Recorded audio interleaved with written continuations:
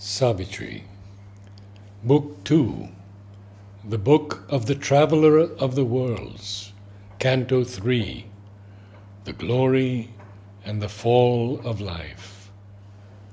The worlds, the forms her goddess fancy makes, have lost their origin on unseen heights, even severed, straying from their timeless source, even deformed, obscure, accursed, and fallen. Since even fall has its perverted joy, and nothing she leaves out that serves delight. These too can to the peaks revert, or here cut out the sentence of the spirit's fall, recover their forfeited divinity. At once caught in an eternal vision's sweep, he saw her pride and splendor of high-born zones, and her regions crouching in the nether deeps. Above was a monarchy of unfallen self, beneath was the gloomy trance of the abyss, an opposite pole or dim antipodes. There were vasts of the glory of life's absolutes. All laughed in a safe immortality and an eternal childhood of the soul before darkness came and pain and grief were born, where all could dare to be themselves and one, and wisdom played in sinless innocence with naked freedom in truth's happy sun. There were worlds of her laughter and dreadful irony. There were fields of her taste of toil and strife and tears. Her head lay on the breast of amorous death. Sleep imitated a while extinction's peace. The light of God she has parted from his dark, to test the savor of bare opposites.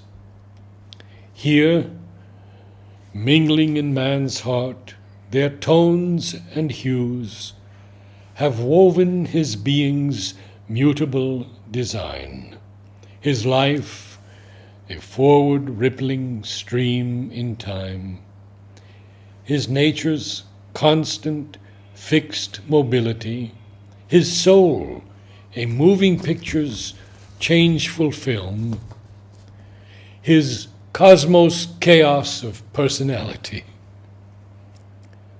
The grand creatrix, with her cryptic touch, has turned to pathos and power being's self-dream, made a passion play of its fathomless mystery. But here were worlds lifted halfway to heaven. The veil was there, but not the shadowy wall. In forms not too remote from human grasp, some passion of the inviolate purity broke through, a ray of the original bliss. Heaven's joys might have been earth's, if earth were pure. There could have reached our divinized sense and heart some natural felicity's bright extreme, some thrill of supernature's absolutes. All strengths could laugh and sport on earth's hard roads, and never feel her cruel edge of pain. All love could play, and nowhere nature's shame. But she has stabled her dreams in matter's courts, and still her doors are barred to things supreme.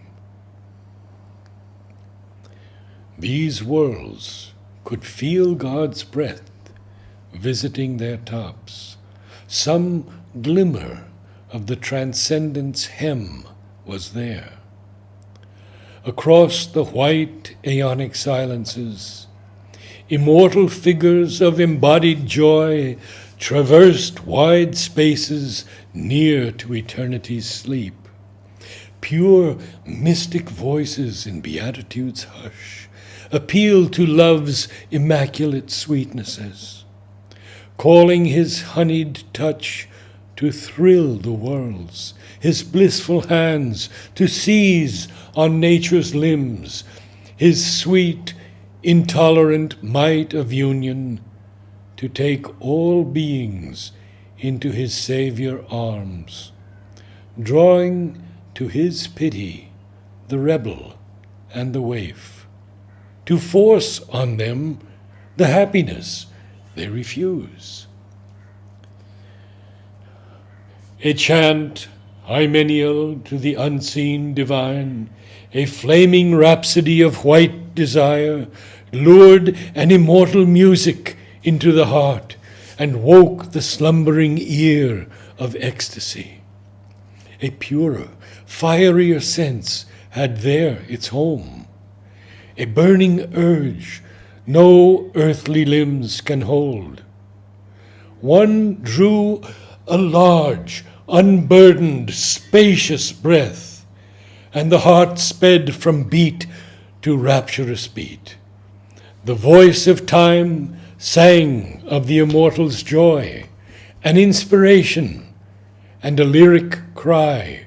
The moments came with ecstasy on their wings. Beauty unimaginable moved heaven bare, absolved from boundaries in the vasts of dream. The cry of the birds of wonder called from the skies to the deathless people of the shores of light. Creation leaped straight from the hands of God. Marvel and rapture wandered in the ways. Only to be was a supreme delight. Life was a happy laughter of the soul, and joy was king, with love for minister. The Spirit's luminousness was bodied there. Life's contraries were lovers or natural friends, and her extremes keen edges of harmony. Indulgence with a tender purity came, and nursed the God on her maternal breast. There none was weak, so falsehood could not live. Ignorance was a thin shade protecting light, imagination the free will of truth, pleasure a candidate for heaven's fire. The intellect was beauty's worshipper. Strength was the slave of calm spiritual law. Power laid its head upon the breasts of bliss. There were summit glories inconceivable, autonomies of wisdom's still self-rule, and high dependencies of her virgin Son, illumined theocracies of the seeing soul, throned in the power of the transcendence ray. A vision of grandeurs, a dream of magnitudes, in sun-bright kingdoms, moved with regal gait. Assemblies, crowded senates of the gods, life's puissances reigned on seats of marble will, high dominations and autocracies, and laureled strengths and armed imperative mights. All objects there were great and beautiful.